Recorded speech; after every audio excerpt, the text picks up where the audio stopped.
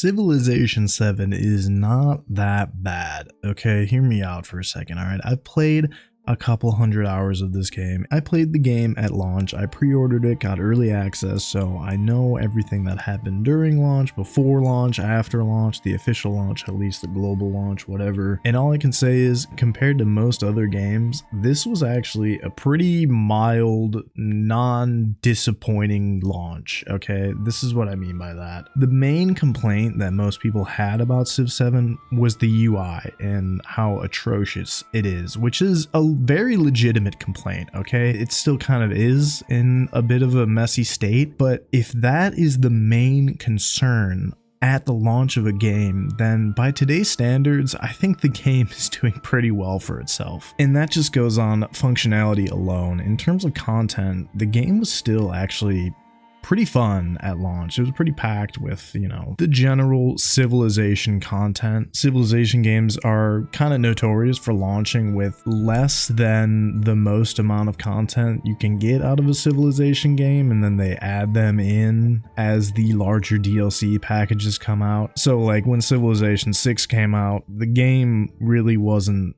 that fun compared to where it is now. Like with all the DLC and everything, I can't go back to playing vanilla Civilization 6. It's not fun compared to what Civilization 6 is now, and that's exactly how it's going to be with Civilization 7. But honestly, where I'm at with Civilization 7 is when that game launched, I was enjoying it much more than the launch of Civilization 6. But I don't just want to make this a video comparing Civilization 7 to Civilization 6. I kind of just wanted to talk about the fact that I think people are overreacting a little bit when they say that Civilization 7 is like a disaster or the worst civilization ever, or that the game is being ruined by the company. I don't think it's that bad.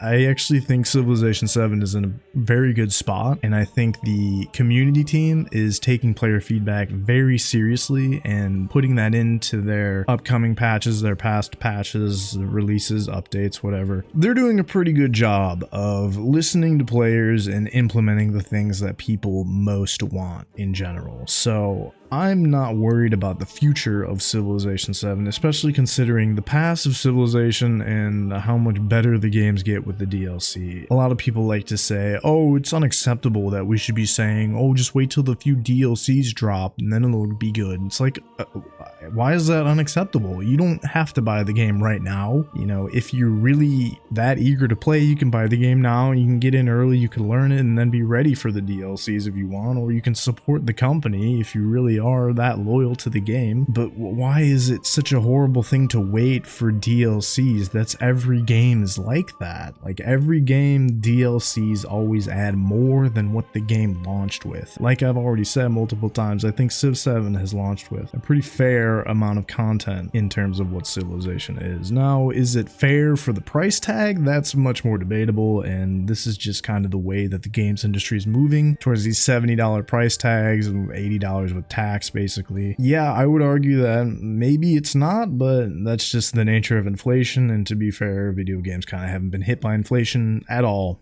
in the past couple decades, so that's a completely different topic, and I don't want to get on too much of a tangent here, but I mean, there are some features in Civilization 7 that I absolutely love, and then there are other features or related features that I kind of hate and wish they weren't in the game. So in my mind, it really balances out. Like, for instance, the leaders and the Civ combos, they can be really fun. They can be really exciting. You know, you can get some crazy wombo combos going with certain leaders, like just off the top of my head, like overpowered scouts with Ibn Battuta and the Maya. And then on top of that, you can throw mementos, which, you know, can be slightly overpowered. And then an aspect of that I don't like is that you're forced to play this Civ switching game where you have to go through the ages, the age transition, and then, you know, you jump 400 or 500 years in the future and then switch civilizations, and the ages system is just, It's good and it's bad. It's interesting and I hate it, and I love it and I don't like it at the same time for different reasons. But I mean, you can tell this game took a lot from Humankind, and I actually really appreciate that because Humankind is also one of my favorite strategy games. But there are a lot of aspects of this game that I like. You know, the city building, the city sprawl, the resource management. They overhauled the combat almost completely. You know, there's some gripes I have with the technology and the units, but at the same time, it's like when I actually get into the physical combat system, it's pretty interesting. It's pretty fun. It keeps me engaged, and you know, I really am enjoying this game. Would I recommend buying this game? Yes and no. You know, it depends. Are you the kind of person that can sit down and play a turn-based strategy game like Civ for hours a day? Then yeah, I would absolutely recommend this game to a person like that. You know, maybe you could wait for a sale so you can get the game plus some of the DLCs for a good or reasonable price, or you could just wait until the next DLC, the big package DLC, comes out with the game-changing mechanics. That's not a terrible idea either. If you're not like into these kinds of games, I don't know if I would recommend buying this game at full price. You could definitely go back and find other more fleshed out games to introduce yourself. Like Civilization 6 is probably much cheaper at this point. I would recommend Age of Wonders, but that game is just insanely daunting for somebody who hasn't played a game like Civilization ever and is trying to get into the genre. But there's options. There are other options out there to introduce you into that genre. So would I recommend buying this game? Yeah, like I said, it depends. I am okay personally with paying full price for this game because I know that I'm supporting a developer and a community that actually seems to care about player feedback and player reception and isn't, you know, injecting some kind of political agenda into their game.